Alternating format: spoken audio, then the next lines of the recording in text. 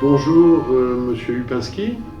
Bonjour, je vous remercie de m'inviter. Aujourd'hui, on va parler de votre candidature à l'Académie française. Le 3 mars prochain aura lieu une élection importante, comme toutes les élections à l'Académie française. Et vous êtes candidat, vous êtes déclaré candidat à cette élection. Est-ce que vous pouvez nous dire pourquoi ? Je dirais d'abord que ce n'est pas une élection comme les autres, c'est une élection d'un nouveau type.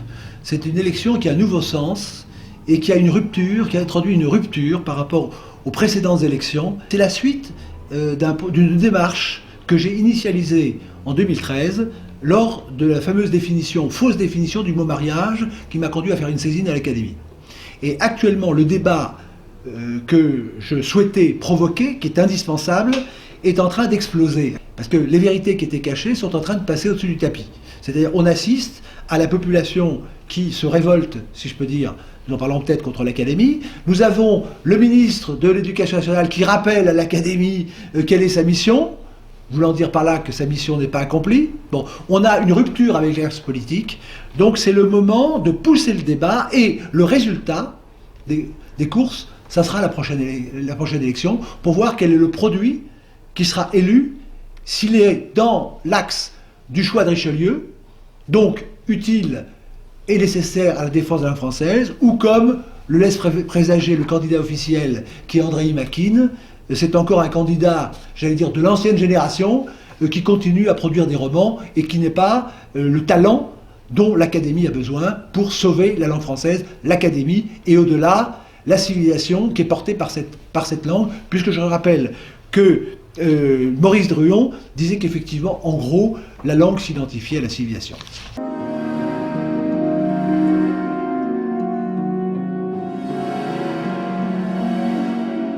Est-ce qu'elle a compris la violence qui a été dirigée en direction de l'Académie française ? Depuis un certain temps, c'est-à-dire depuis 2013, elle s'en est ouverte d'ailleurs en diverses occasions, il y a de plus en plus de Français qui se tournent vers l'Académie comme une planche de salut.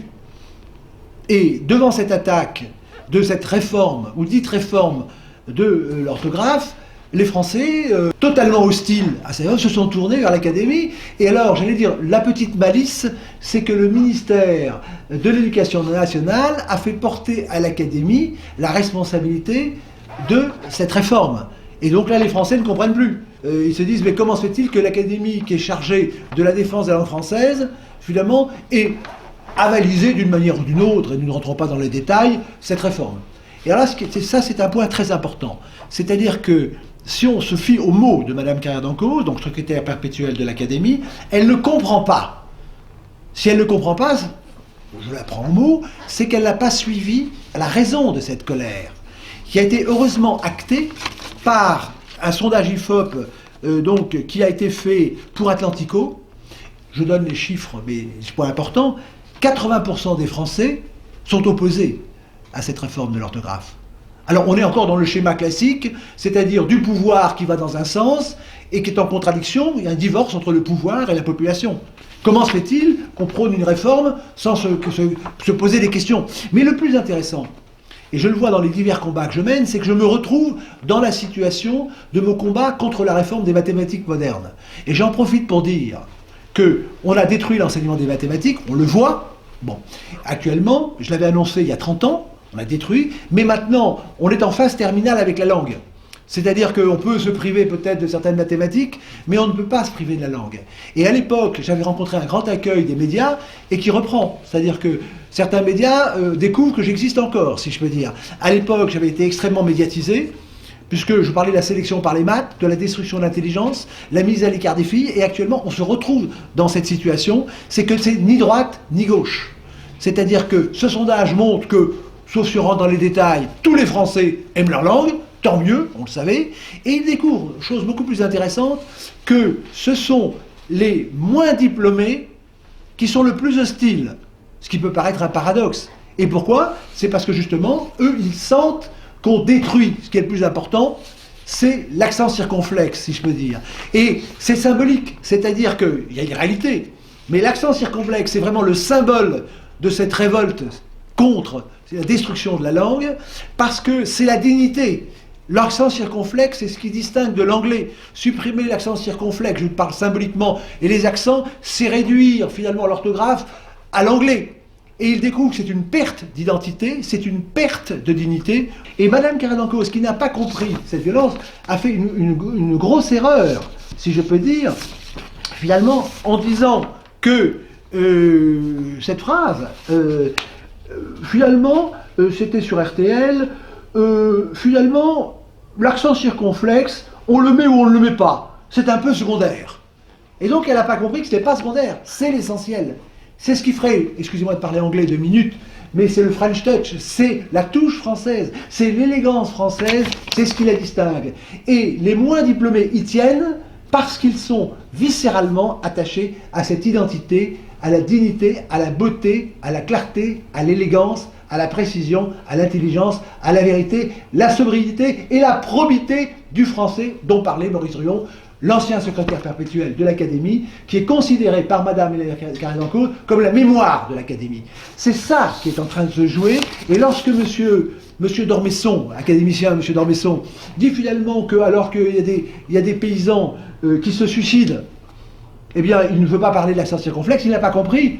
Je parle toujours dans le symbole, c'est parce qu'on veut supprimer l'accent circonflexe, qu'on veut supprimer la paysannerie et qu'ils se suicident. C'est parce qu'on ne les entend pas, parce qu'on ne les écoute pas et qu'on ne met pas l'accent où il faut mettre l'accent. Et ça, c'est ce que le peuple comprend, et c'est pour ça que nous sommes devant une crise de la langue, qui est une crise de la culture, qui est une crise de l'anti-civilisation et qui est une crise politique, parce que nous en parlerons, une révolution de la langue, c'est une révolution politique.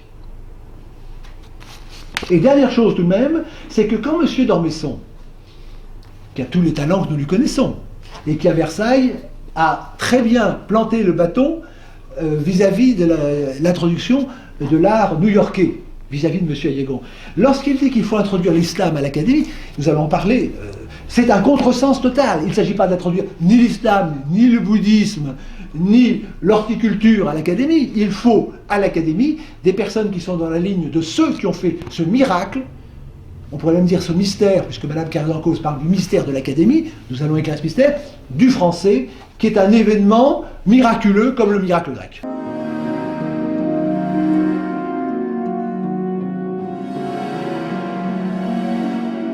Le titre déjà est très important, c'est « L'Académie s'oppose à toute réforme de l'orthographe ».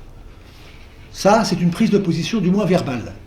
Mais ce qui m'a frappé, c'est qu'on part de l'orthographe et on remonte, comme je l'ai vu dans l'industrie, comme je l'ai pratiqué et que je le pratique, on remonte des effets vers les causes. C'est-à-dire qu'au départ, il y a un accent circonflexe, ça touche l'orthographe, ça touche la réforme, et ensuite on arrive à remonter à la langue, au système d'éducation, à l'école, et on va remonter jusqu'à la politique. Et là, ce que dit Mme Carré d'Encausse, effectivement, c'est qu'il y a un effondrement du système éducatif. Elle dit, et cette phrase se suffit elle-même, les jeunes Français ne connaissent plus leur langue. Quand on voit que le budget, je schématise, mais de l'éducation nationale est supérieur à celui de l'armée soviétique, si je peux dire, on se dit qu'il faut beaucoup de monde pour apprendre à lire et à comprendre. Parce que je vous rappelle qu'en 14-18, il y a 1 400 000 Français qui parlaient très très bien leur langue, qui l'écrivaient magnifiquement et qui n'étaient pas bacheliers. Et maintenant, avec tous les super diplômés, finalement, ils ne connaissent pas leur langue. Mais ça, c'est une haute trahison. Madame Carré d'Encausse, à la fin de son article, dit, ce qui est tout à fait hallucinant, c'est qu'elle félicite le corps enseignant de se battre magnifiquement, comme il le peut, pour sauver les meubles. Mais on croit rêver. On est dans la folie d'Ajax. La folie d'Ajax, c'est qu'on ne sait plus contre qui on se bat. Et Mme Carré d'Encausse oublie de dire qu'elle est l'ennemi. C'est-à-dire que tout le monde se bat pour la bonne cause, le peuple se révolte, les enseignants font leur travail, tout le monde fait ce qu'il faut, même l'Académie, et puis le résultat est là. Donc il y a un petit problème. Tout ce qui n'est pas clair n'est pas français. Je rappelle qu'une mère de famille arrive à apprendre à son enfant à lire en 3 mois. Et là, si en 6 années et plus, le ministère de l'Éducation nationale, comme je l'ai vu dans l'industrie, n'arrive pas à apprendre à lire, il faut supprimer l'enseignement national, ça fera des économies, et les mères de famille, on fera une petite réduction d'impôts, elles apprendront à lire à leurs enfants, et tout ira bien. Voilà. Et donc, ça, c'est la vraie question, et vous me nommez au ministère de l'Éducation nationale, ça ira très vite. Moi, mes élèves, j'avais terminé les cours, en 6 mois, j'avais terminé. Parce que quand vous intéressez les enfants, vous faites des digressions éventuellement, ben ils sont jamais. Donc, et quand vous avez un ministre qui ose dire qu'on s'ennuie à l'école, je pense à Mme Vallaud-Belkacem, eh bien comment se fait-il qu'elle n'ait pas été immédiatement démissionnée? C'est impossible de s'ennuyer à l'école, parce que où on a peur du professeur, où on apprend, où on s'instruit. Bon, donc voilà. Et Mme Carré-d'Encausse a raison en disant qu'il faut reprendre à zéro, mais quand vous pensez que quand même l'alphabet, ça vient du grec, alpha, bêta, hein, bon, quand vous pensez quand même qu'il y a 3000 ans qu'on sait lire et écrire, et que maintenant on cherche des pédagogues, et elle dit, Mme Carré-d'Encausse, la question c'est de savoir comment on apprend à apprendre, on croit rêver quand même. Voilà. Donc j'ai des livres ici pour ceux qui sont intéressés, tout est là et ailleurs. Hein, il suffit de savoir lire.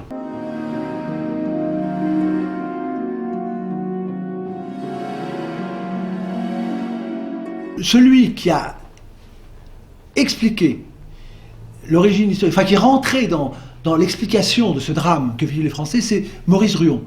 Mais Mme Carré-d'Encausse apparaît le 6, on peut dire le 6 avril 2000, dans une déclaration que je vais vous indiquer de l'Académie. Mais l'origine historique, puisque vous me posez la question, il se trouve que je suis rentré dans la compétition pour l'Académie à la suite de la fausse définition du mariage, la saisine de l'Académie française, mais cette destruction, je suis rentré dans la course, dans ce drame, lorsque, à partir de 1973, et même avant, 72, j'ai dû enseigner les mathématiques et que j'ai vu qu'on détruisait les mathématiques. C'est-à-dire que ce n'était pas l'accent circonflexe à l'époque, c'était après 68, lorsqu'on transformait les cubes en pavés et les belles sphères, finalement, en patates, si vous voulez, dans la réforme des mathématiques modernes. Et donc j'ai suivi, dans mon premier livre qui s'appelait 2 plus 2 égale 5, de nouvelles mathématiques, une réforme de l'enseignement, disons que pour une nouvelle société, donc l'initialisation, même si on peut revenir encore plus loin, de cette destruction à partir de la destruction de l'esprit scientifique.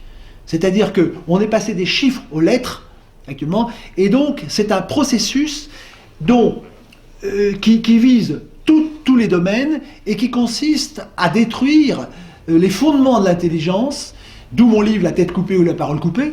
C'est-à-dire qu'on n'enseigne pas les mathématiques, dans les mathématiques on n'enseigne plus la géométrie, on n'enseigne pas l'astronomie, finalement on n'enseigne pas vraiment l'arithmétique, dans le trivium l'astronomie n'est pas enseignée, et du côté de la grammaire c'est la même chose, on n'enseigne plus la rhétorique, on n'enseigne plus rien, et à l'académie on est resté au dictionnaire. Je vous rappelle, si on veut remonter très loin, que dès le départ, l'Académie n'a pas assumé le rôle que lui avait donné, qui avait été donné à l'époque de Richelieu, par Richelieu. Il devait y avoir donc dictionnaire, grammaire, rhétorique et poétique. Et avec la politique, on en revient à l'art poétique de Boileau, dont je vous lirai peut-être un passage qui dit « Tout ce qui se conçoit bien s'énonce clairement, et les mots pour le dire viennent aisément ». Donc, cette destruction a été actée, je tiens quand même à lui rendre cet honneur à Mme Carré-d'Encausse, en arrivant, et je vous rappelle que son mentor, c'était Maurice Ruon, hein, donc qui, lui, s'est posé la question sur ce drame, dont je souhaiterais, si vous me posez la question, en parler tout à l'heure, mais c'est que le 6 avril 2000, elle fait une déclaration sur le recul des études littéraires et qui mène maintenant à la disparition du latin et du grec. Ça prend un certain temps. Nous avons affaire à des gens qui planifient. Il ne faut pas croire que ça se fait par hasard. C'est-à-dire que c'est une destruction systématique, méthodologique. Bon. Et je vous dis, je l'ai acté dès 1973 avec mon premier livre en 1977. Et donc, elle déclare, ce qui est une chose hallucinante qui a été publiée partout, mais personne n'a répondu. Est-ce que l'analphabétisme avait déjà frappé en masse? C'est-à-dire qu'elle dit que la langue et les outils, la littérature qui permettent de l'acquérir, sont des ennemis, apparaissent comme des ennemis à détruire. C'est hallucinant comme déclaration. Pas suivi d'effet. Ensuite, il y a eu, je peux le lire, c'est dans ma lettre de candidature que j'invite à lire quand même, parce que la presse ne l'a pas encore lu. C'est sous le titre l'Académie, l'échec crescendo de la défense de la langue française, parce que nous arrivons, il y a une suite. Le 6 avril, donc je vous dis, il y a la déclaration parlant de la politique d'amoindrissement des filières littéraires depuis plus de décennies, sur le point de parvenir à éliminer presque complètement de notre enseignement la connaissance et le goût de la littérature. Et j'aurais souhaité que Mme Carré-d'Encausse dise, ce n'est pas maintenant que le problème se pose. Bon. Ensuite, le 21 mars 2002, vous avez la déclaration sur le rôle des genres, dont elle dit qu'elle aboutit à une ségrégation. Parce que la supériorité du français sur l'anglais, Notamment, il y a 3 articles que je laisse aux auditeurs le soin d'écouter, ce qui n'est pas le cas dans notre langue. Mais il y a le genre. Il n'y a pas de genre en anglais.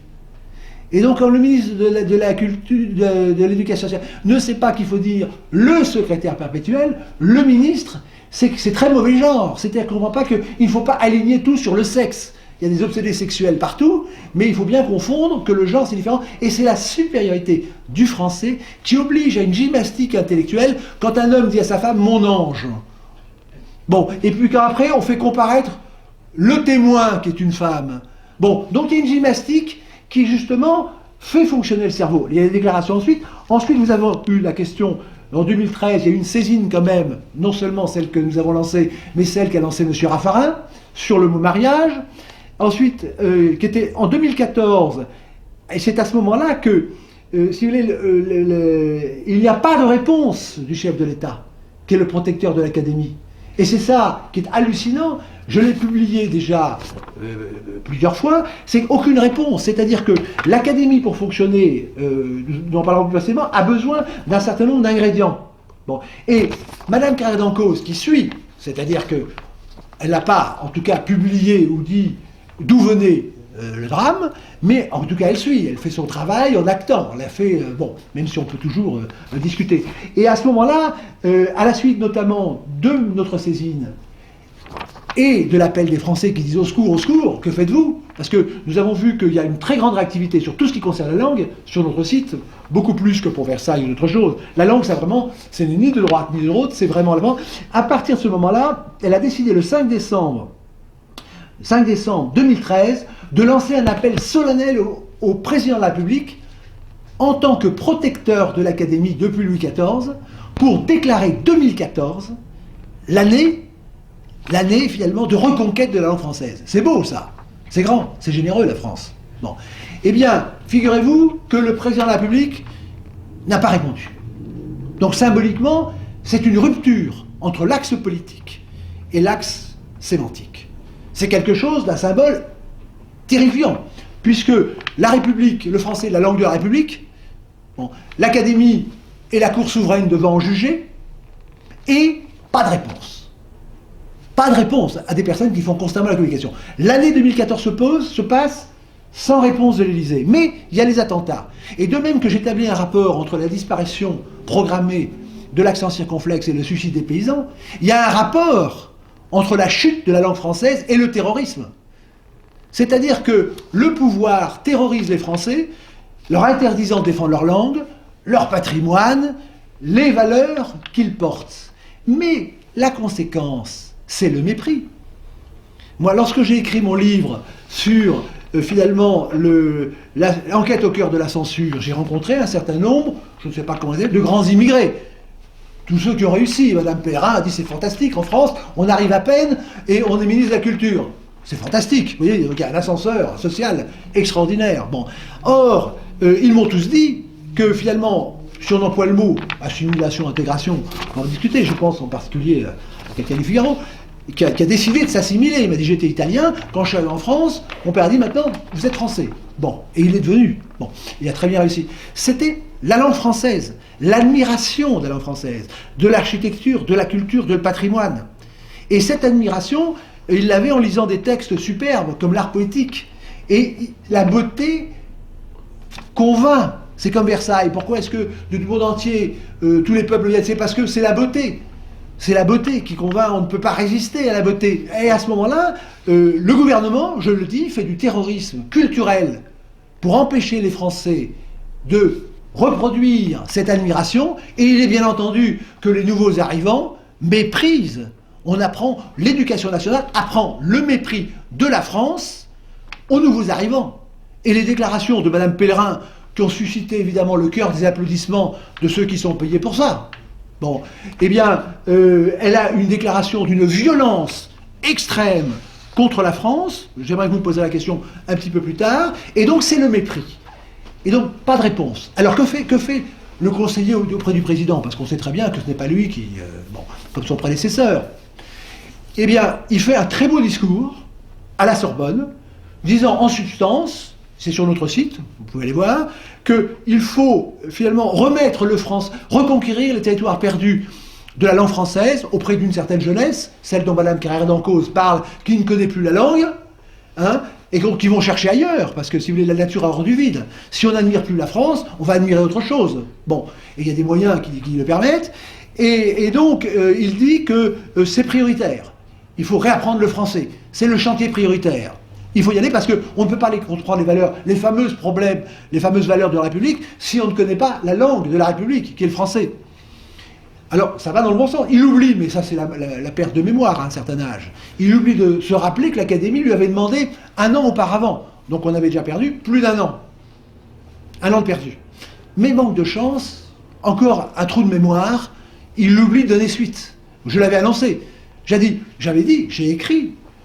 Il n'y aura pas de suite à ce discours à la Sorbonne demandant de recourir les territoires perdus de la langue parce qu'il y a une politique de destruction de la langue, de destruction de l'intelligence, de destruction de l'art et de destruction de la France.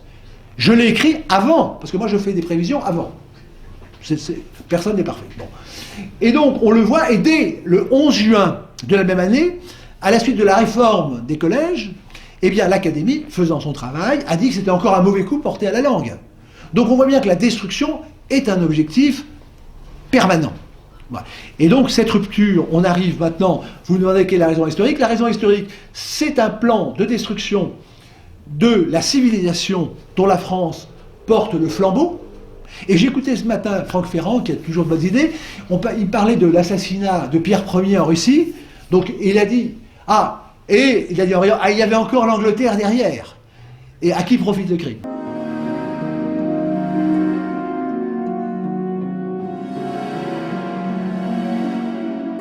En définitive, l'Académie française, ça sert à quoi ? Eh bien, il y a un académicien qui a posé la question, c'est visible sur Internet. Bon. Et effectivement, lorsque l'on constate que Mme Carrère d'Encausse, à la suite de diverses remarques qui a été faite par l'Académie, que le gouvernement, le pouvoir en place, n'a pas tenu compte de ses avis, effectivement, on peut se demander à quoi elle sert. Bon. Alors, il faut savoir pourquoi l'Académie a été faite, quelles sont ses missions, est-ce qu'elle les a remplies, et est-ce que les académiciens ont compris.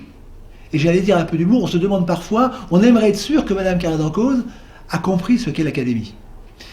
Alors, c'est lié effectivement, ce qui est une autre question éventuellement, que je suggère, à la création de l'Académie. On m'a demandé quelle est la cause actuellement de ce drame, de cette destruction de l'intelligence, destruction de l'école, destruction de la langue. Et après, la question c'est, il faudrait passer peut-être au positif, comment ce miracle de la langue est vu. Mais restons-en, puisque vous me posez la question, à l'Académie. L'Académie, si on part du présent pour remonter vers le passé, on se demande si les académiciens ont compris. Je vais vous donner un exemple très précis. Non. C'est sur la question de l'immortalité. J'ai écouté M. Alain Finkielkraut, auquel on posait la question sur les immortels. Il a pensé, je caricature à peine, que l'immortalité des immortels touchait les personnes. C'est-à-dire qu'il n'a pas compris, et lorsqu'on écoute les académiciens en parler, ce qu'était cette immortalité. Cette immortalité. Et l'immortalité, évidemment, ils ont quand même compris parfois que ça vise plutôt la langue. Mais pourquoi l'immortalité ? Et en fait, pour comprendre le principe qui est à l'origine, c'était que l'idée d'immortalité, c'est l'idée de fixer un miracle, comme le miracle grec. C'est-à-dire que quand vous avez une invention extraordinaire, il faut la fixer. Or, pour comprendre, donc il y a sur cette question d'immortalité, les académiciens, il y a une question sur la littérature. Les académiciens actuellement, les prix visent les romans. Il y a un secrétaire perpétuel qui s'est suicidé sur le pont des Arts en 1829, lorsque, c'est un peu symbolique, mais lorsque le romantisme, le roman est rentré à l'Académie, et on n'a jamais de débat sur la hiérarchie des genres à l'Académie.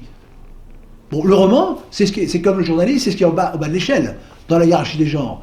Donc, à force de promouvoir des romans qui sont de plus en plus nuls, j'ai lu le Testament français, les phrases sont très bizarres, c'est chaotique, les romans vous tombent des mains maintenant. Bon, donc il n'y a plus ce qui était le summum, je veux dire, de la littérature, du grand siècle, puisque c'est le grand siècle. Vous n'avez plus de tragédie, vous n'avez plus d'épopée, vous n'avez plus de poésie, vous n'avez plus de traité de. En gros, vous n'avez plus ce qui faisait le génie de la langue française, c'est que les livres ressemblaient aux jardins à la française. Maintenant, ça ressemble à des jardins à l'anglaise, que d'ailleurs le gouvernement essaie d'introduire à Versailles, puisqu'il y a un nouveau jardin à l'anglaise. C'est-à-dire on se perd dans les bosquets, on ne sait pas où on sort, où on rentre. C'est très bien pour la politique britannique, parce que ça permet une certaine obscurité, mais ça ne convient pas à l'esprit français. Donc, nous pouvons dire précisément tout de même que l'Académie a perdu le sens de ses missions. La mission, c'est la règle. Je prends un exemple très précis. La règle fixe qui doit permettre de comprendre. Vous cherchez gerrymandering dans le dictionnaire académique, vous ne le trouvez pas. Or, c'est le système de trucage des élections. On ne peut pas savoir ce que c'est qu'une élection sans le... Mais si vous traduisez en français, c'est charcutage électoral. Vous ne trouverez pas non plus. Donc, la mission de l'Académie, qui était de permettre, grâce à la langue, de comprendre le monde dans lequel on vit, n'a pas été assurée.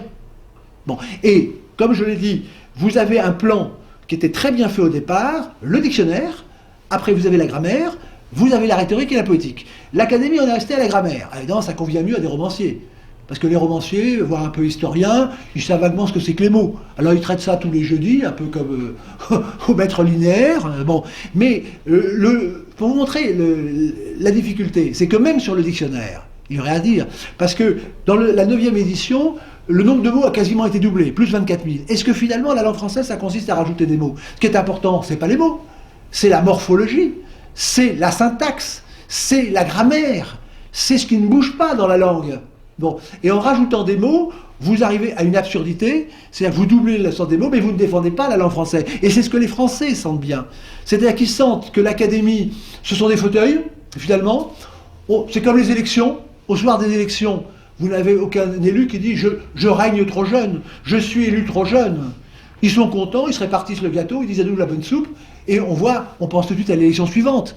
Donc si vous voulez, c'est une question de fauteuil, l'Académie. Et la question, c'est de savoir si, aux prochaines élections du 3 mars, que je souhaite d'un nouveau genre, par rapport aux missions, il faut élire non pas une personne pour la récompenser parce qu'elle a eu un prix ou autre chose, c'est pas, si vous voulez, un général en fin de carrière ou quelqu'un qui ne s'est jamais battu, il faut des gens combatifs, il faut un ordre de bataille, il faut se poser les vraies questions. Et je demande d'ailleurs dans ma lettre qu'on réactive l'article 5, je crois, du décret de 1816 ou quelque chose approchant, c'est dans ma lettre, demandant qu'il y ait des réunions de combat, des questions sur les véritables sujets. C'est ça qui est important. Ce drame, l'Académie n'a pas pris en compte le drame qu'il y a actuellement. Et on le voit très bien. Et maintenant, l'Académie est en danger de mort. Maintenant, je l'ai écrit. La langue est en danger de mort. L'Académie, parce qu'effectivement, tout le monde se demande à quoi ça sert, si vous voulez. À quoi ça sert. Même le protecteur est devenu un destructeur de la langue et ne s'intéresse plus à l'Académie. C'est quelque chose de tout à fait hallucinant. Et ce qui est encore plus hallucinant, parce que les académiciens ont oublié la raison pour laquelle il y a une épée. Et je vais vous donner un symbole. Il y a l'accent circonflexe. Donc je rappelle que Mme Carré-d'Encausse dit au fond, c'est pas si important que ça. Si, c'est capital. Parce que dans un dogme, il suffit de toucher un dogme pour détruire la religion. Alors je ne vais pas comparer l'orthographe, qui n'est pas ma tasse de café, mais c'est ça. La question qu'ont compris les Français, c'est que quand on commence à démolir quelque chose, tout le reste suit. Et c'est pour ça que c'est une véritable réforme. C'est qu'inlassablement, ils veulent détruire. Or, Mme Carré-d'Encausse a dit, tout de même incroyable, a qualifié l'Académie de greffier de la langue. Et là, on arrive au cœur du drame. C'est-à-dire que l'idée que Mme Carré-d'Encausse se fait, c'est que l'Académie, comme l'a dit Maurice Druon, n'est plus le juge de la langue, il est le petit greffier qui, avec son encrier et sa petite plume, attend que ça se passe pour noter le résultat des courses. C'est-à-dire qu'elle dit en gros, la langue se fait toute seule. Mais c'est la négation de l'histoire. Vous me posiez la question, la langue ne s'est pas faite toute seule. Il faut rappeler Joachim du Bellay, il faut rappeler Nicolas Malherbe, dont je vous ai parlé. Il faut parler de la création, justement, de l'Académie des grands auteurs. Ça a été pensé. Le français est une langue pensée, une langue politique, une langue construite dans laquelle les femmes ont joué un rôle important. Je pense à l'hôtel de Rambouillet, notamment, aux Précieuses Ridicules, à tout justement. La langue était vivante, mais c'était la langue, nous allons le voir, la langue de la cour. Ce n'était pas n'importe quoi. Or, en disant que l'Académie, c'est le greffier de la langue, elle attend le résultat des courses. Elle dit, la langue se fait toute seule, l'orthographe se fait toute seule, mais nous, ce qui ne se fait pas tout seul, c'est le fauteuil, l'uniforme et le roulement de tambour. Alors, effectivement, on peut se demander à quoi ça sert. Et les académiciens confondent, dans ce cas-là, l'épée de l'académicien qui sert à faire la guerre, et puis l'encrier qui est une plume qui sert à gratter le papier. Voilà. Et donc là, c'est ce symbole, avec d'un côté, on peut dire, l'accent circonflexe, et d'autre côté, l'académie greffier, on tombe des nues. Et ça, c'est la négation même de la vocation de l'académie. Et d'ailleurs, la vocation de défendre quelque chose, c'est défendre qui existe. Et c'est le défendre quelque chose qui est stable. Et j'aimerais vous parler, si vous me posez la question, de ce miracle de l'invention de la langue française.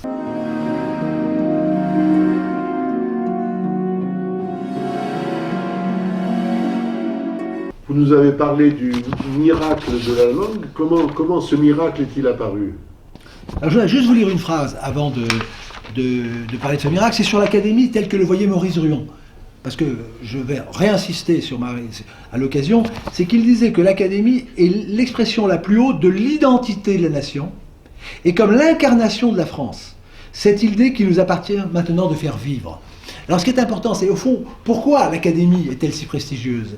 Elle est si prestigieuse parce que le français est prestigieux. Pourquoi ce français que tout le monde admire? D'où vient ce miracle? Eh bien, le miracle de la langue française est comparable au miracle grec.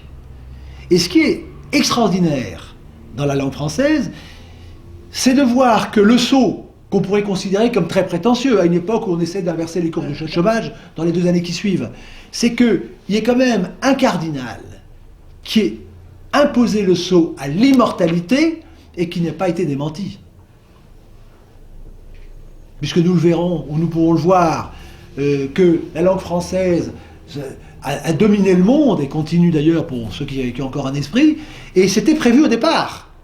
Ils ont alors très rapidement, comment les choses sont-elles passées? Bon, la langue, j'allais dire, les imbéciles pensent que les choses changent, parce qu'eux changent tous les jours. Bon.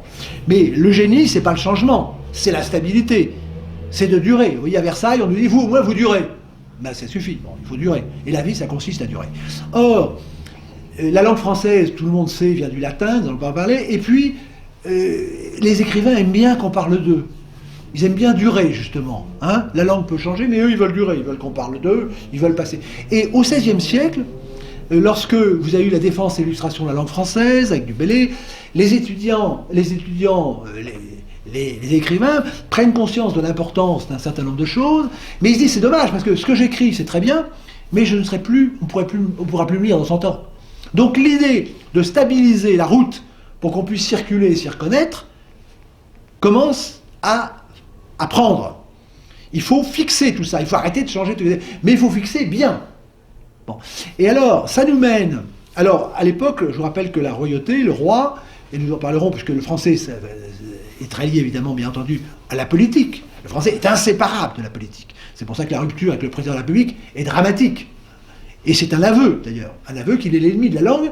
Eh bien, tout se passait autour de la douce France, à Tours, en Touraine, autour finalement de la Loire. Et puis, donc, les grammairiens étaient autour. Bon. Et tout à coup, la cour se fixe à Paris. Bon.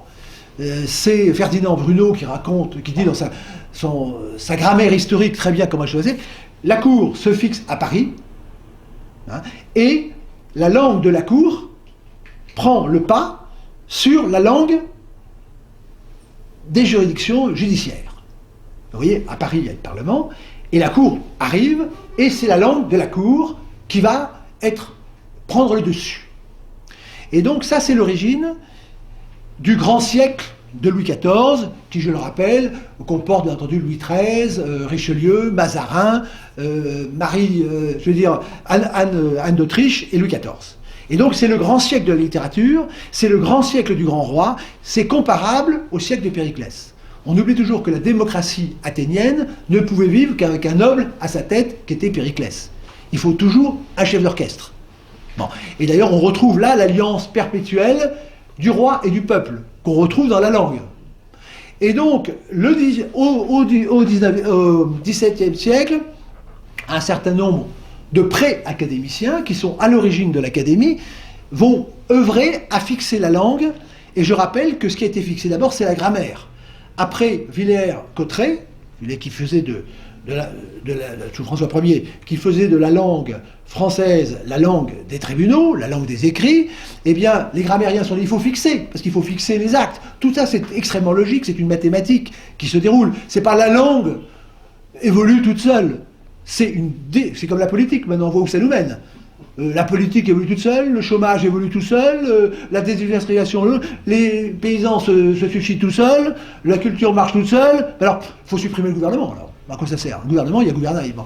Et donc, ça a été construit, pensé, et c'est tout à coup le génie apparaissant de la langue française, elle est fixée, et c'est le grand siècle qui va rayonner sur le monde entier. C'est ça, cette création qui est tout à fait pensée. Et je donne un exemple pour montrer que la langue ne se fait pas tout seul. C'est Marot qui, finalement, pour faire plaisir à François Ier, crée l'accord des participes passés. C'est comme ça que ça s'est passé. C'était pensé à partir... Et donc, à partir de cet instant, le français devient la langue de la cour. C'était déjà la langue du roi, c'est-à-dire de Paris. C'est le lieu où il y a le pouvoir politique qui prend la langue du lieu. On l'appelle ça le francien ou le francilien, peu importe. Et à partir de ce moment-là, le français devient la langue du roi, c'est-à-dire beau, comme Versailles, c'est l'image. C'est la langue de la probité, c'est la langue de la vérité, c'est la langue de la clarté, c'est la langue du rayonnement, de l'intelligence, de la clarté. Et c'est pour ça qu'il faut toutes ces subtilités dans l'accent circonflexe qui permet de distinguer, contrairement à l'anglais, qui n'a pas de genre, ou plutôt qui a un mauvais genre. Et c'est la supériorité, effectivement, du français sur ces langues. Et c'est cette langue qui va faire le superbe discours de Rivarol sur l'universalité de la langue française, parce que vous avez tous ces gens, ces destructeurs, qui parlent des valeurs universelles qu'ils détruisent tous les jours en en profitant en période. C'est la langue universelle qui a été primée par l'Académie de Berlin, lorsque l'Europe était française. Alors que maintenant, la France, on sort de chez soi, c'est déjà difficile d'en être sûr, si vous voulez. Bon. Donc c'est cette puissance de la langue du roi qui naît et qui s'illumine. Et je dirais quand même deux choses importantes sur le fameux miracle. Le miracle, c'est dire à l'immortalité, ça veut dire quoi? Ça veut dire que ceux qui ont pensé la langue française, en ne se laissant pas filer au cours de l'eau, ont pris comme modèle le latin. Il ne faut pas oublier qu'il y avait divers camps, c'est-à-dire que la langue savante, c'était le latin. Les Français, la France s'est dit, les rois de France, avec sa cour, ils se sont dit, les lettrés, se sont dit, ça ne peut plus être le latin, mais ça sera maintenant le français. Et c'est pour ça que le français et le latin des modernes, c'est la langue de l'intelligence, et c'est la langue qui, comme le latin, avait comme vocation, évidemment, l'immortalité, et l'immortalité suppose la fixité. Et ce qui est important, et ce dont doit discuter l'Académie, c'est qu'est-ce qui doit changer ou ne pas changer dans le changement. Parce que si nous sommes nous-mêmes, c'est qu'il y a une partie de nous-mêmes qui ne change pas. Et c'est ce genre de réflexion, comment continuer à assurer la primauté du français, c'est-à-dire la primauté de l'intelligence. Parce que détruire la langue française participe de cette volonté universelle, je dirais anglo-saxonne, de détruire toutes les valeurs qui lui sont contraires.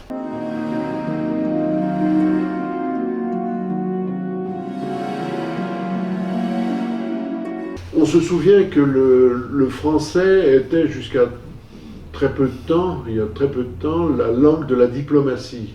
Il est en train de perdre. Est-ce qu'il y a une raison? Alors, comme je l'ai dit, donc, il y a eu un miracle de la langue française, qui n'est pas compris. Quand vous avez le président de la République qui dit la France est un grand pays, lorsque vous avez Valls qui dit c'est un grand pays, ou d'autres, le ministère de la Culture, ils ne savent pas pourquoi c'est un grand pays, ils ne comprennent pas les causes. Vous parliez tout à l'heure des causes. Bon. Et il y a deux choses qu'il faut comprendre, c'est qu'il y a l'Académie française, qui représente, comme l'a dit Maurice Druon, la civilisation française, et il y a le roi Soleil, qui va projeter politiquement cette lumière de la langue. Bon. Et le fait important par rapport à la diplomatie, c'est le traité de Rastatt en 1714, qui va faire vraiment du français la langue diplomatique. Et comme l'a dit Maurice Druon, il a dit, finalement, l'hégémonie de la langue française en tant que langue diplomatique a résisté à Waterloo, a résisté à Sedan, mais n'a pas résisté à Verdun. C'est-à-dire que c'est en 1919 que par une trahison de Clémenceau, le français perd au prix de 1 400 000 morts sa primauté. Alors on a dit, pour essayer de noyer le poisson, que Clémenceau parlait anglais, c'est pas du tout à son honneur. En fait, le traité, pour montrer la puissance de rapport entre la langue, évidemment qui est le meilleur ambassadeur. Toutes les cours, la cour de France était admirée par ses talents. C'était l'ascenseur républicain, si je peux dire, c'est-à-dire par sa littérature. Et quand on dit, par exemple, quand on parle de la défense et l'illustration de la langue française de Hakim du Bellay, l'illustration, ça veut dire qu'il faut tenir des écrits illustres. Et c'est ce que ne fait pas l'Académie actuellement. Elle prime des romans de gare, sans intérêt.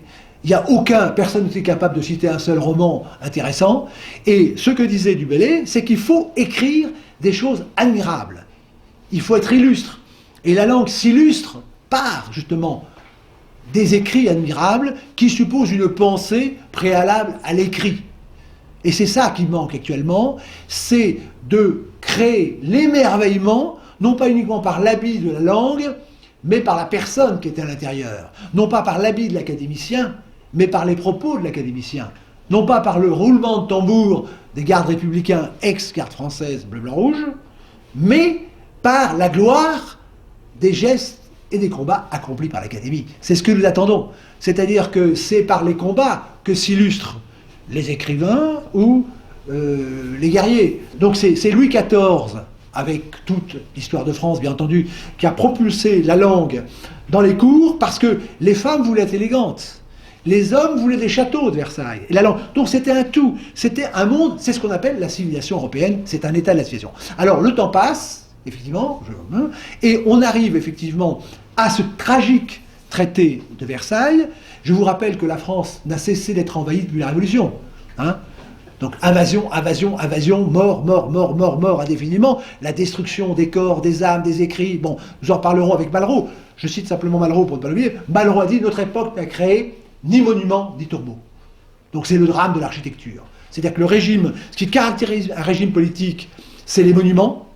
Le régime actuel est incapable de faire des monuments, sinon des cubes, des espèces de pyramides et des sphères. Vous avez une phrase très intéressante citée lors de l'inauguration de la place Maurice de Ruon sur... il y a une citation très importante de Bossuet. Bossuet reproche au dauphin, parce que je vous rappelle qu'il fut une époque où les hommes politiques ne passaient pas leur temps à être élus et partaient 5 ans après. Ce n'étaient pas des rois électifs. Il y avait une formation quand même. Il faut être formé pour faire de la politique, non pas pour la démagogie. On n'est pas formé au discours, au double langage. Donc, et le dauphin, ce que reproche Bossuet au dauphin, lui dit que vous ne savez pas appliquer les lois de la grammaire, donc vous méprisez la raison. Vous ne savez pas placer les mots, et donc vous ne savez pas placer les faits. Donc, il ne s'agit pas que de parler français, comme certains de nos dirigeants. Il faut penser français. C'est-à-dire penser vrai, penser propre, penser... Et le traité de Versailles a été rédigé, c'est ce que dit Ferdinand Bruno, donc le grammairien, a été rédigé en anglais. Donc pensé en anglais.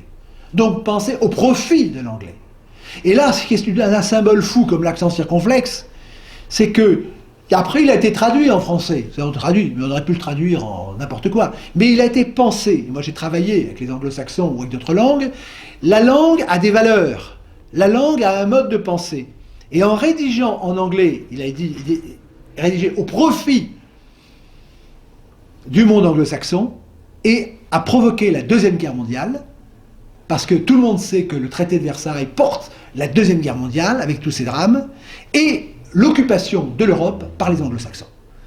Donc là, on voit la puissance de la langue, c'est-à-dire qu'en finalement acceptant de penser comme l'ennemi, on pense au profit de l'ennemi, et quand on pense au profit de l'ennemi, on est dans la trahison.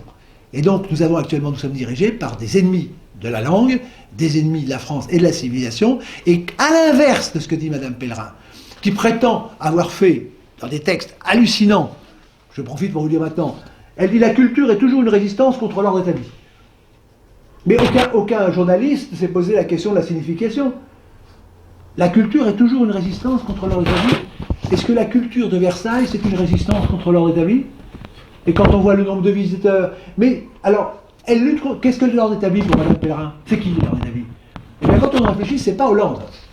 Ce n'est pas le gouvernement. Ce n'est pas Valls. Ce n'est pas les CRS. Ce n'est pas la multitude de policiers que l'on voit. ce ne sont pas les lois d'intrusives, c'est le peuple français. C'est la résistance à la culture, c'est la résistance à la langue. C'est ça qu'elle veut dire très précisément. Parce qu'elle parle après de la belle exigence de notre culture immortelle, mais ça, elle répète ce qu'elle a entendu. Mais que veut dire? Aucun journaliste lui a posé la question. En quoi est-ce que la culture protège? Alors elle dit après, finalement, c'est quand même assez extraordinaire. Parce que je crois, dit-elle, parce qu'elle croit. On a des croyants quand même. Elle croit fondamentalement au mouvement scientifique. Moi j'ai croisé un poids lourd, lui aussi croit au mouvement. Bon.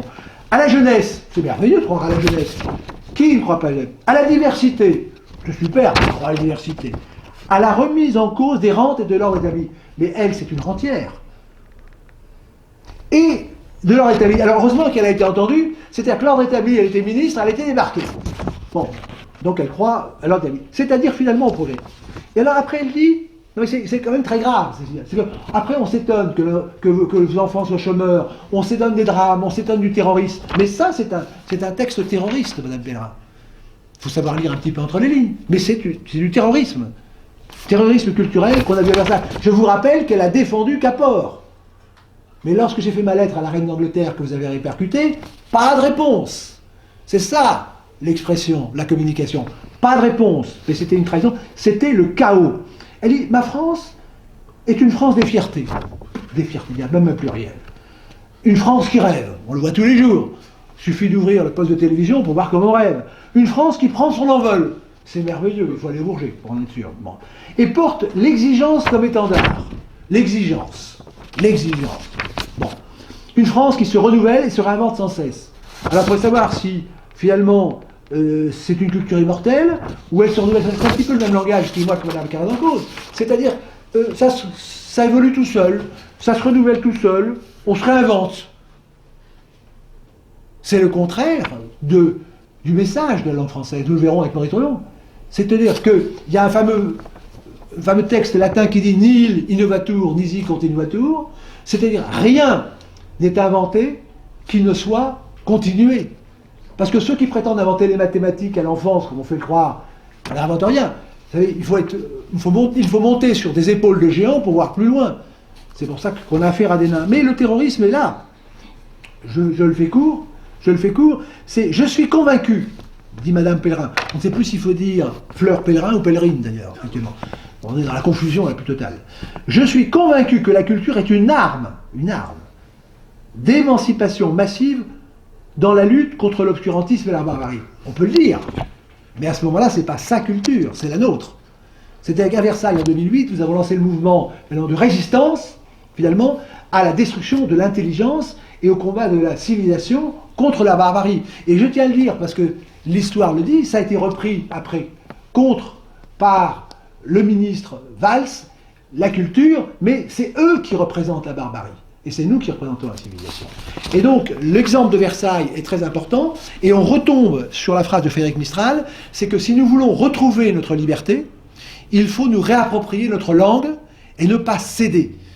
Je prends au mot mariage, qui est très symbolique, parce que le mot mariage est très important. Le mot mariage, on marie des couleurs différentes. On ne devrait pas... Donc c'est-à-dire qu'on peut le voir sous plusieurs angles, mais c'est une atteinte terrible à la langue, parce que l'article 1 de la loi Taubira, qui prétend connaître le français et encore mieux le droit, il faudra peut-être qu'on en parle ensemble un de ces jours, mais le mot mariage de l'article 1, c'est une définition de choses. Et il y a deux sortes de définitions en français, et pour vous montrer la puissance. C'est-à-dire que si l'Académie française avait fait ce qu'elle devait faire, c'est-à-dire c'est elle qui juge de l'article 2, le français est la langue de la République. Elle devait mettre les moyens en œuvre pour interdire cette définition, indépendamment de ce qu'on pense. L'article 1 est anticonstitutionnel. Et à l'époque, j'en ai parlé à beaucoup de personnes que je ne vais pas nommer. J'ai été suivi par Raffarin, mais il y a eu un petit coup tordu. Ce n'est pas l'Académie qui a répondu, c'est le comité du dictionnaire. Enfin, il y a toujours des astuces. Mais si l'Académie fait le travail, la loi Taubira ne serait pas passée.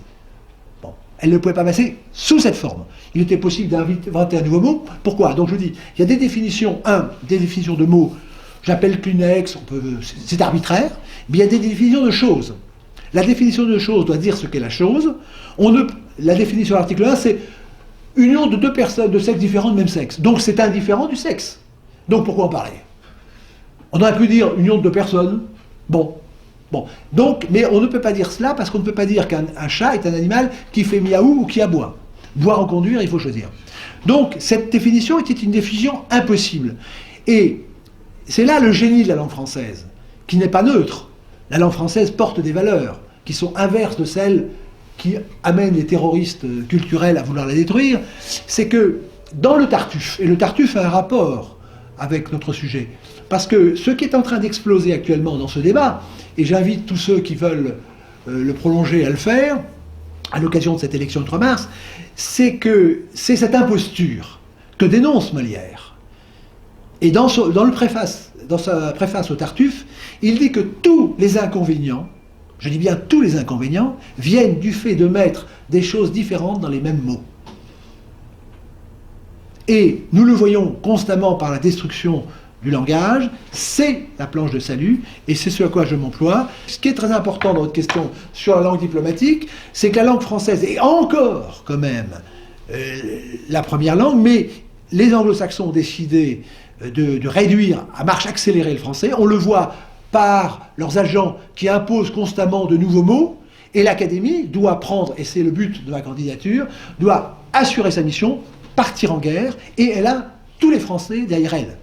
Et la prochaine élection le montrera. Il faut, et ce qui est très, nous allons en arriver à la question suivante, c'est important, c'est que ce qu'il faut comprendre maintenant, puisqu'il faut mettre les bons noms sur les bonnes choses, c'est que la langue de la République, c'est la langue du roi, c'est la langue dont les Français sont fiers. Parce qu'effectivement, et c'est ce qu'il faut leur faire comprendre, dans ce paradoxe que je vous invite à creuser, c'est quel est ce paradoxe des Français qui sont si fiers de la langue du roi, qui a la beauté, le rayonnement, l'intelligence et l'honnêteté de Versailles, si je peux dire, en termes d'architecture, et comment se fait-il que la République veuille les priver de la langue du roi, puisqu'ils sont peuple souverain?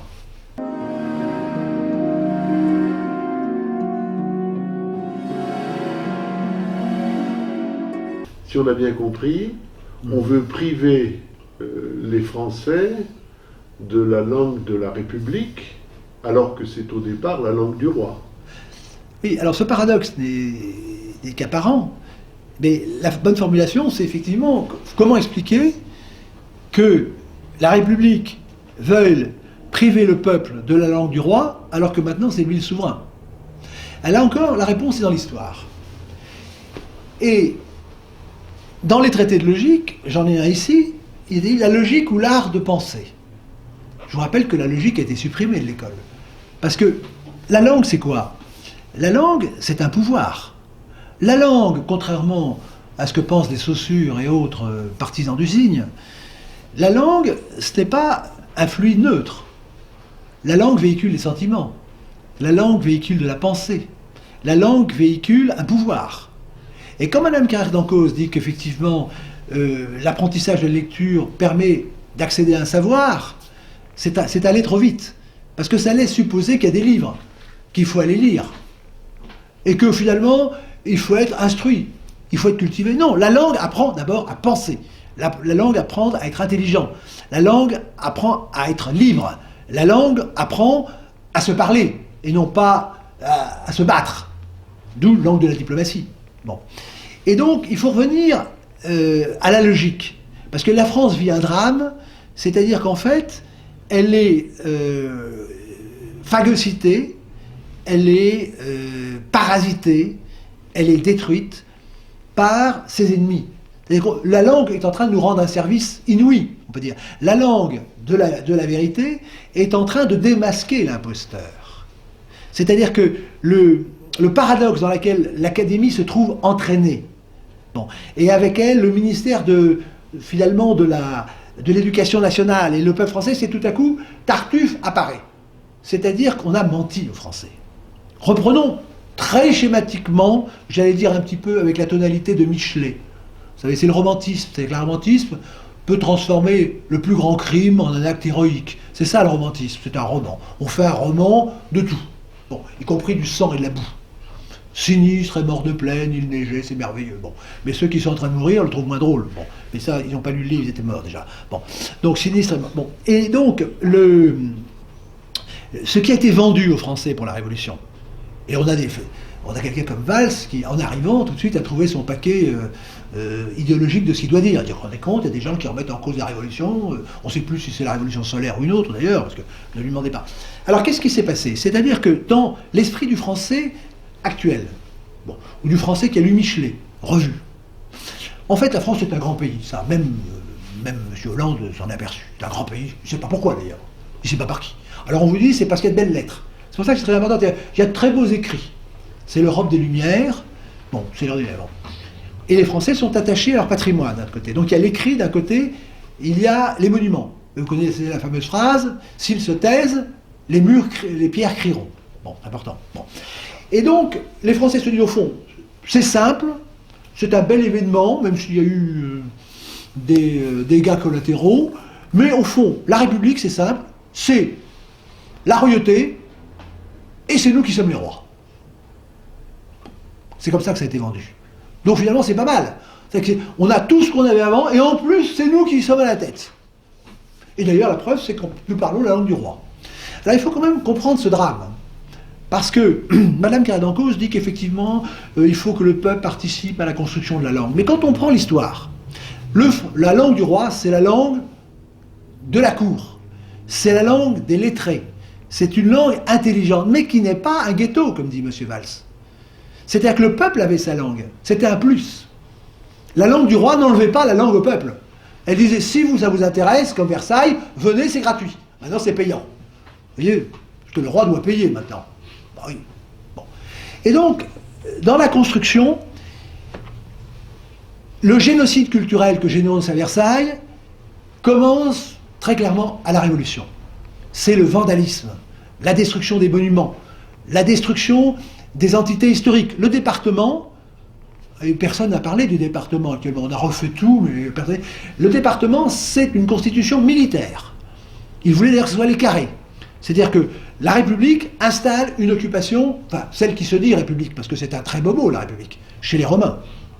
Mais nous avons affaire à des imposteurs, à des contrefacteurs, qui appellent démocratie ce qui n'est pas démocratie, République ce qui n'est pas République.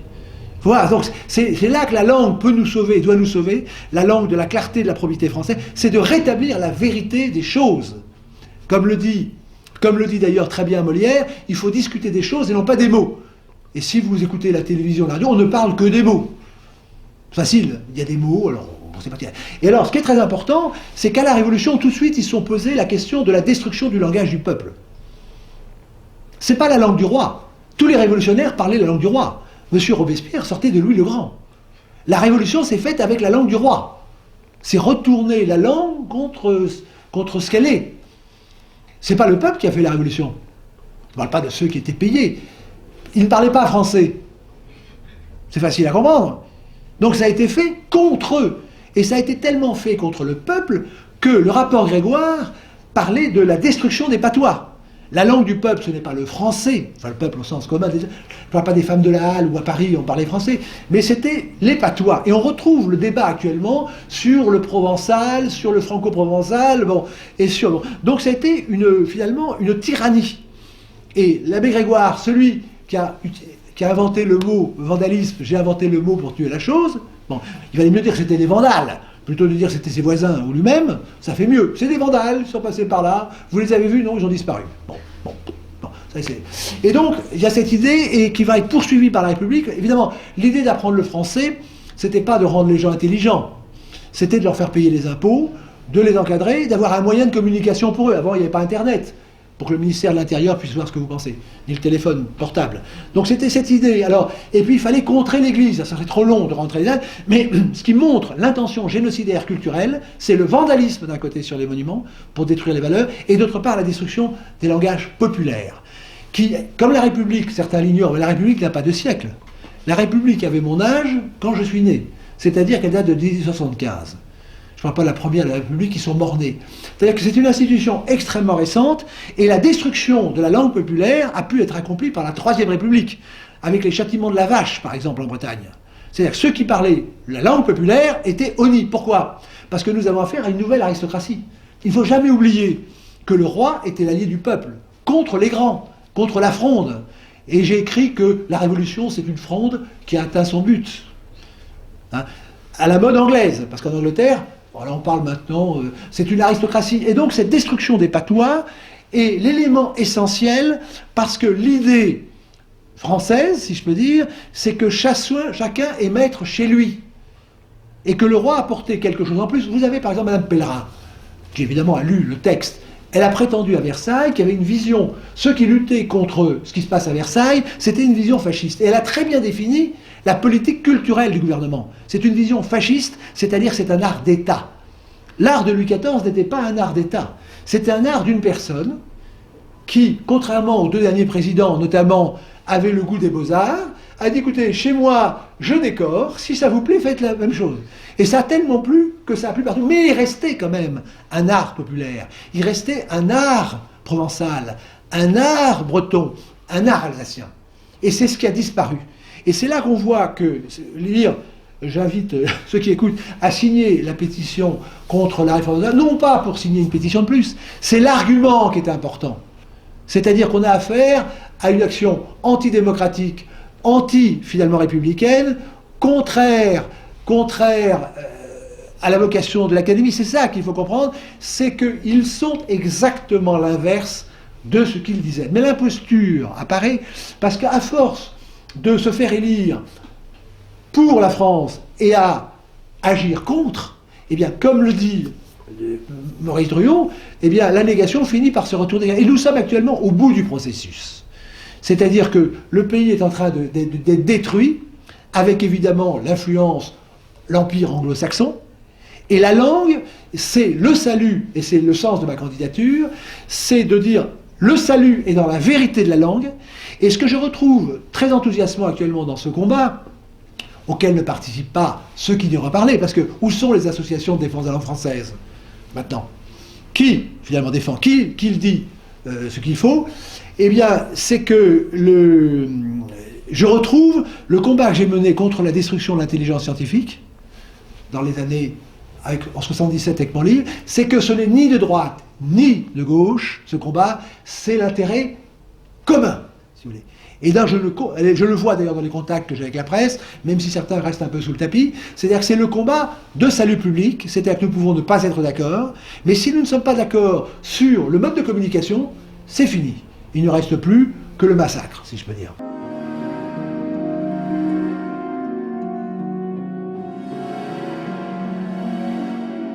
Selon vous, il y a un vrai divorce entre le peuple et les élites au sujet de la langue? Je ne parlerai pas d'élite parce que, pour moi, les élites, c'est ce qu'il y a de meilleur.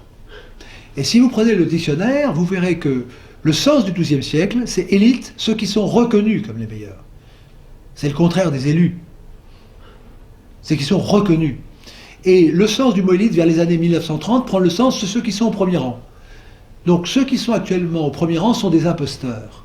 Et mon programme, c'est de faire revenir les élites au pouvoir, dont ils étaient exclus par des procédés d'arithmétique et de géométrie, de trucage, qu'on appelle élection, avec le gerrymandering et le trucage. Donc, le problème, c'est ça. Et donc, le divorce actuellement qui apparaît grâce à cette crise actuellement sur la langue, grâce au soulèvement massif de la population, si je peux dire, à l'occasion de la réforme de l'orthographe, c'est... La France a été bâtie sur le principe d'unité, c'est-à-dire d'harmonie. Alors, sans tomber nécessairement sur un roi, une loi, finalement, un peuple, une loi, et une religion qui a été remplacée par une indivisible, ça c'est une question qui est quand même très importante, c'est-à-dire que nos ancêtres pensaient qu'il fallait être dans l'harmonie.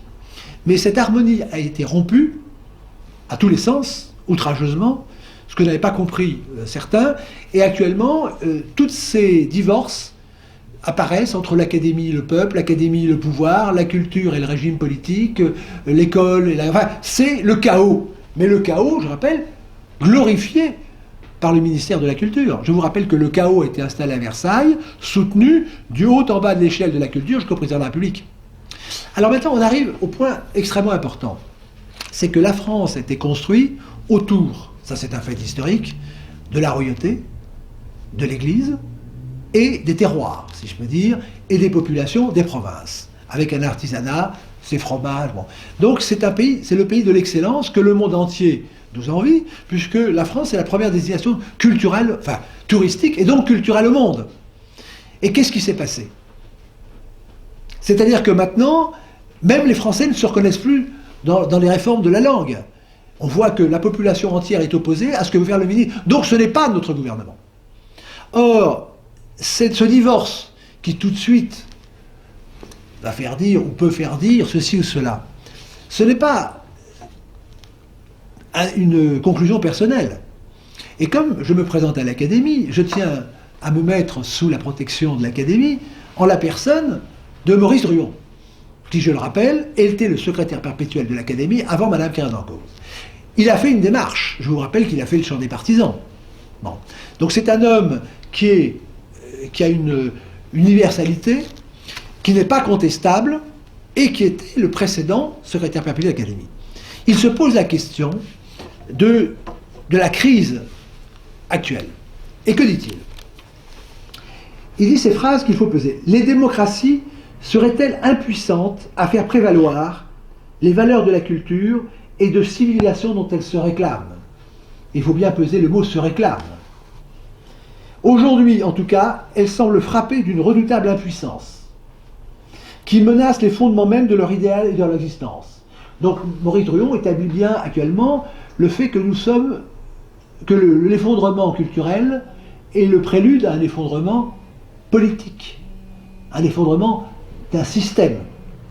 Et j'en veux pour preuve 3 des défauts majeurs que nous constatons dans nos démocraties actuelles.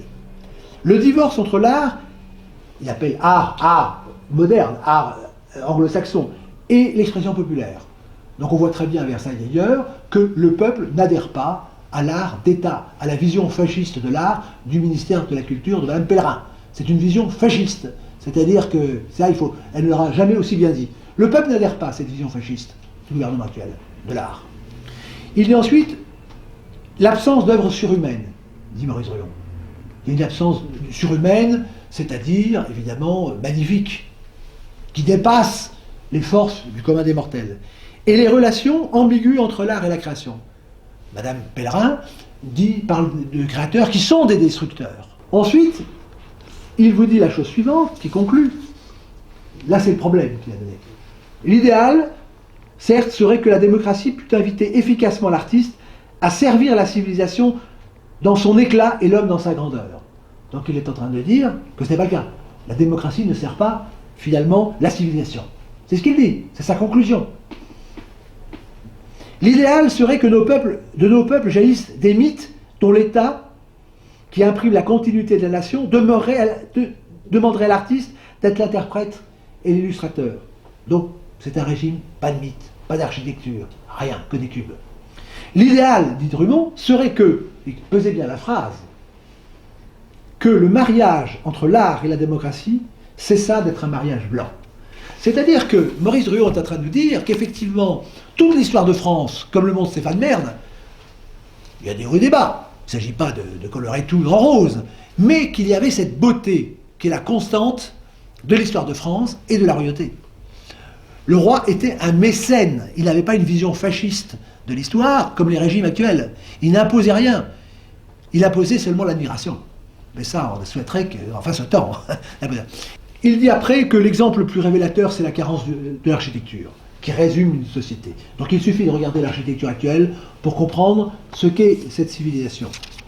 Et il parle de cette architecture environnante actuelle qui témoigne, pour notre honte, du mépris que l'homme de ce temps éprouve pour lui-même. Ce qui est très important dans ce que dit Maurice Druon, c'est qu'il donne la voie à la solution. Parce que vous avez beaucoup de personnes actuellement qui disent la France se suicide, autre chose. Bon, mais c'est suicidaire. La question, c'est comment sortir de cette impasse? Comment sortir de ce chaos qui est mortel? Qui ne s'inquiéterait de cette distance? Et là, je pense à la distance actuellement entre le chef de l'État et l'Académie. Et presque ce divorce que je signalais tout à l'heure entre les hommes de pensée écrite et les autres.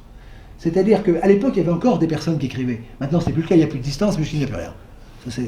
La situation s'est améliorée, si je peux dire. Qui ne s'inquiéterait dans le même temps des dénonciations des négateurs, des négations, et comme d'une volonté de broyage de toutes les valeurs héritées de la civilisation. Ça, c'est Madame Pellerin. Sans qu'aucune autre valeur soit dégagée qui puisse être un appui ou une espérance. Alors là, ce que dit Madame Pellerin, c'est qu'elle dit que la France s'invente tous les jours. Mais il n'y a rien qui sort. Le président de la République s'invente tous les jours, mais ça ne mène à rien. Il y a toujours une nouvelle initiative. On nous parle de réforme, mais on n'a pas besoin de réforme. On a besoin de probité et de vérité et de suivre une continuité historique. Ce que dit Maurice Druon après, qui ne s'étonnerait de voir tant d'artistes s'enfoncer dans des voies qui les éloignent de plus en plus de l'homme? Je vous rappelle que l'homme est absent de l'art actuel. Pas d'homme, pas de visage humain, rien. Et il s'éloigne de plus en plus de l'homme, comme s'il avait déjà disparu de la planète, ou bien s'acharner contre lui, c'est-à-dire contre eux-mêmes avec un sarcasme rageur. C'est bien la définition de l'artiste new-yorkais. C'est un sarcasme rageur, mais qui ne produit rien. C'est-à-dire, on voit très bien, nous voyons très bien les modèles qui nous ont précédés, mais on ne voit rien d'autre devant. C'est pour ça d'ailleurs que le président de la République est toujours devant un décor classique, devant le doré. Même M. Valls a compris que le doré, ça valorise. Alors il se met toujours devant un tableau doré, donc classique, devant un château. Ils n'ont que ça finalement. Et c'est pour ça qu'il y a tant de films qui sont d'ailleurs tournés à Versailles. Ils n'ont rien. Ils ne sont plus. Alors, une chose très très importante. Ils n'ont perdu, non pas les clés de Saint-Pierre, mais les clés de l'intelligence, les clés de la création. Et ces clés-là, ça porte un nom, classicisme. La classicisme, c'est ce qui s'enseigne. Et c'est parce que la France est l'héritière, et Maurice Druon le dit encore, la France est la synthèse de la civilisation depuis les Grecs.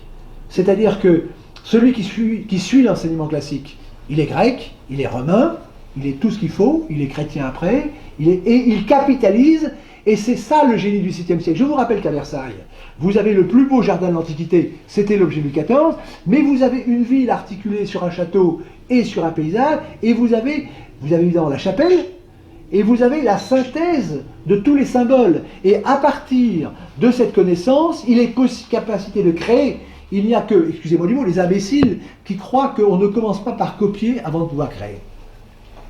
Et donc, de tous ces modèles qu'il y a à Versailles, eh bien, il sort à La Fontaine, vous avez un Bossuet et un autre, parce qu'on a besoin d'être stimulé par l'exemple. Moi, j'ai travaillé dans l'industrie des États-Unis.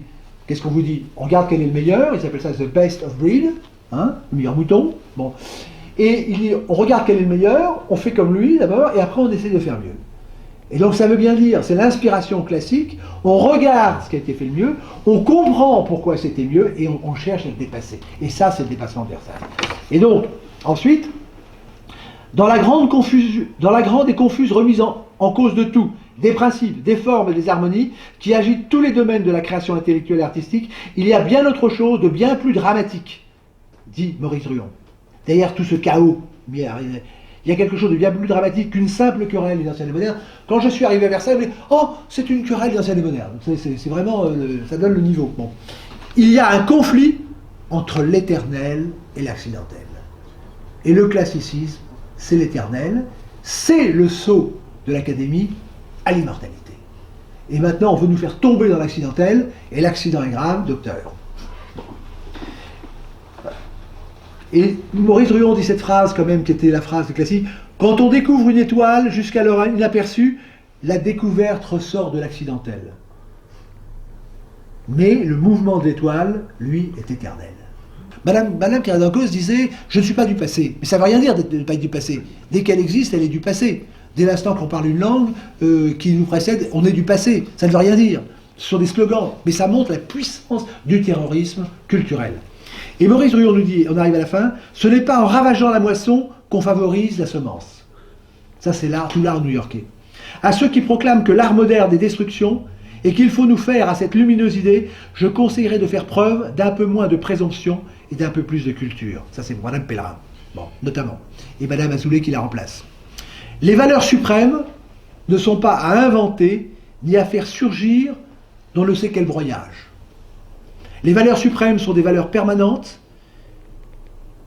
Si la France, et c'est là la conclusion, on approche, et si la France veut être encore demain à l'avant-garde humaine, conformément à sa vocation historique, ce n'est pas en suivant la marée d'un art destructeur, ni en s'abandonnant à ce flot ravageur qu'elle y parviendra. Ce mouvement est peut-être général dans le monde, mais il est usé. Il arrive à la fin de course.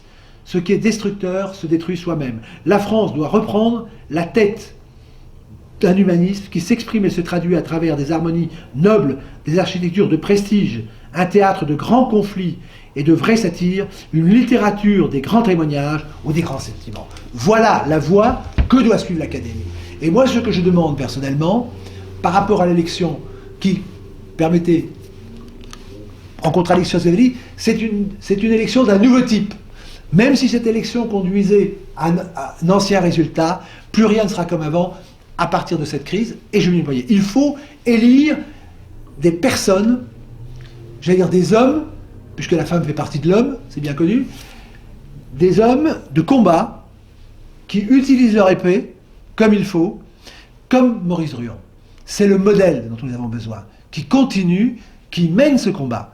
Bon. Et c'est ce à quoi, personnellement, je m'engage d'œuvrer. C'est cette prochaine. Et il ne faut pas des personnes comme André Imaki, non pas qu'il n'ait pas ses qualités, mais c'est l'homme du passé, l'homme de l'ancien type, l'homme qui d'ailleurs ne s'est pas exprimé, on ne l'entend pas. C'est l'homme qui a dit il y a autant de langues que de grands écrivains.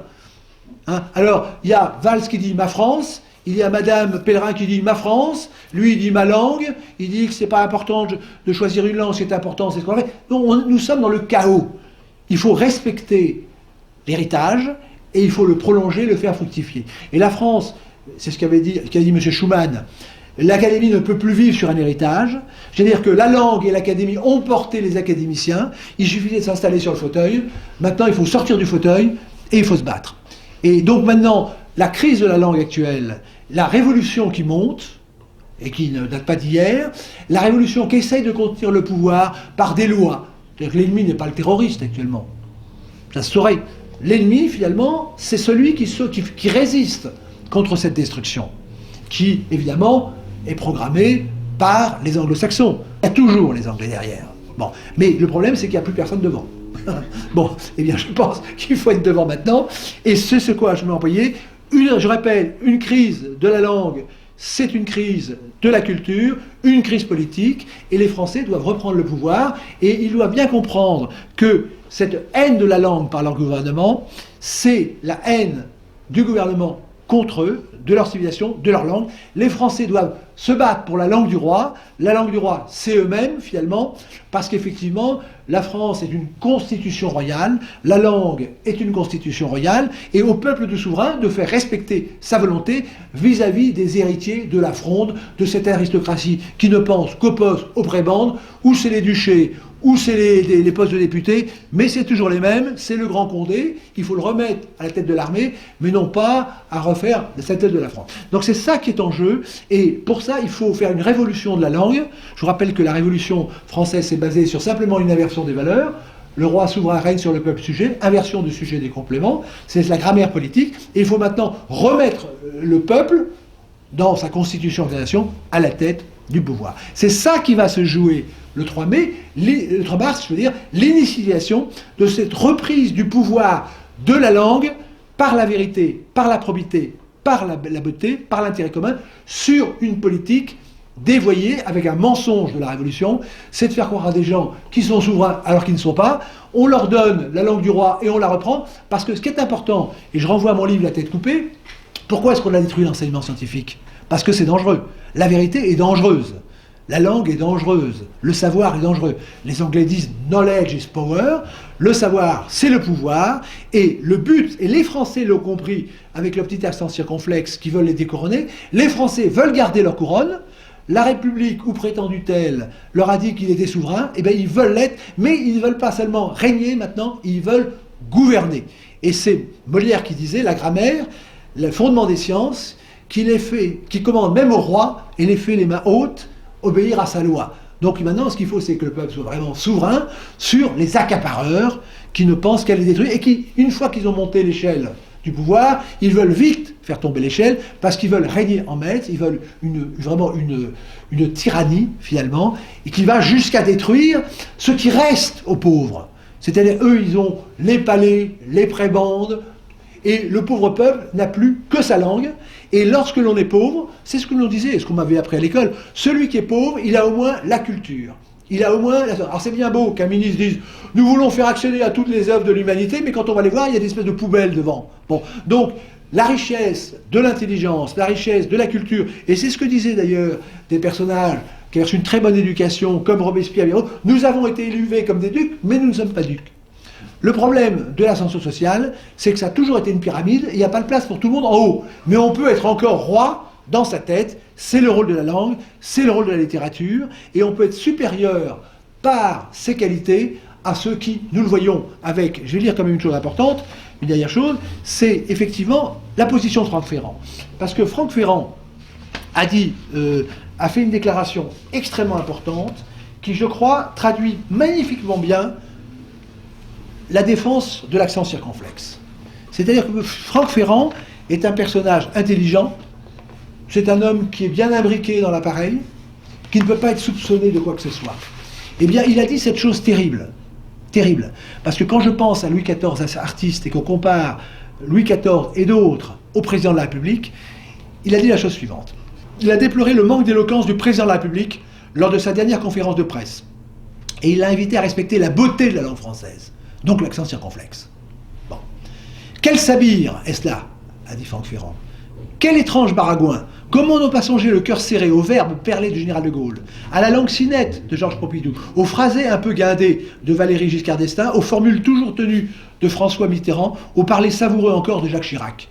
Hélas, comme Nicolas Sarkozy avant lui, François Hollande semble avoir choisi de mépriser le français. Et les Français se sentent méprisés à travers ces gens qui décident de détruire la langue. Et il dit, on se prend à chercher les motifs d'un tel relâchement. Donc il cherche les causes. En effet, sauf à croire le président frappé de sénilité précoce, c'est fort, ou de déficience intellectuelle, c'est encore plus fort. Il faut imaginer un projet derrière cette affectation de l'unité. On n'est pas dans le déclin, nous ne sommes pas dans le déclin. Il y a un projet.